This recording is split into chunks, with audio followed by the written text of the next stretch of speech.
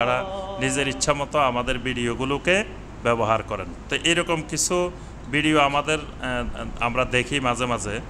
তো একটা মিডিয়া আছে এজিএস মিডিয়া,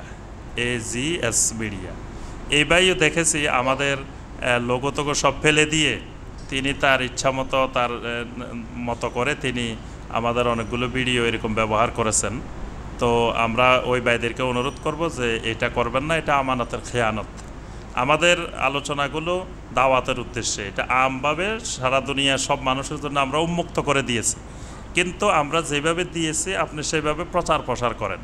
কিন্তু এটাকে ফেলে দিয়ে আপনার নাম ব্যবহার করার দরকারটা কি? ওখানে তো আপনার নাম ব্যবহার করার উদ্দেশ্য হইলে তো এটা দাওয়াত হইল না। আপনি দাওয়াতেই যদি হয় তাহলে আমরা যেভাবে দিয়েছি আপনি সেভাবে দেন। আরেকটি কাজ করেন আমাদের কোনো ভাই, আমাদের কোনো আলোচনার সাথে অন্য আলেমকে এনে সংযুক্ত করে ছবি দিয়ে দেন। এটা খুবই খারাপ অভ্যাস।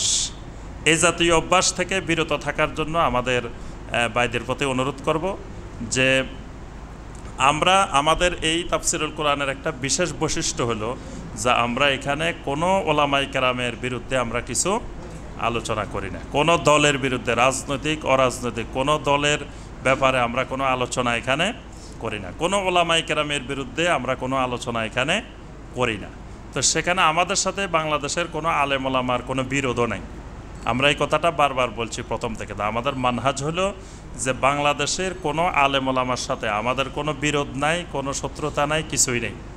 কারণ আমরা কোনো আলেম ওলামার বিরুদ্ধে দাওয়াত দিই না, কারো বিরুদ্ধে দাওয়াত দিই না। আমরা কিসের বিরুদ্ধে? শিরকের বিরুদ্ধে, বেদাতের বিরুদ্ধে। আর আমরা পক্ষে কিসের? তাওহীদের পক্ষে, সুন্নতের পক্ষে।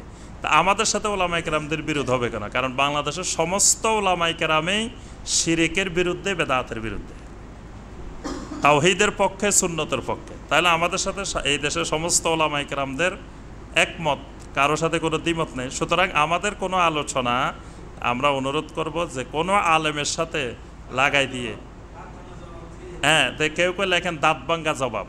এটা কোন পরিবেশা? এটা কোনো ভদ্র পরিবেশা না। আমরা কোনো দাঁত ভাঙ্গা জবাব দিই না কারো। তারপরে বলে যে অমুক শায়েখ আবার মুখ খুললেন কি? এতদিন বোবা ছিলেন, এতদিন উনি কথা বলেন নাই। শায়েখেরা তো সবসময় কথা বলতেছেন, কোরআন সুন্নাহর কথাবার্তা। মানে এমন পরিবেশা সেখানে ব্যবহার করেন। আর ওই দেখেন এসব আলেমেরা কেন হেদায়েত পায় না? তা আমরা বলছি এসব আলেমেরা হেদায়েত পায় নাই।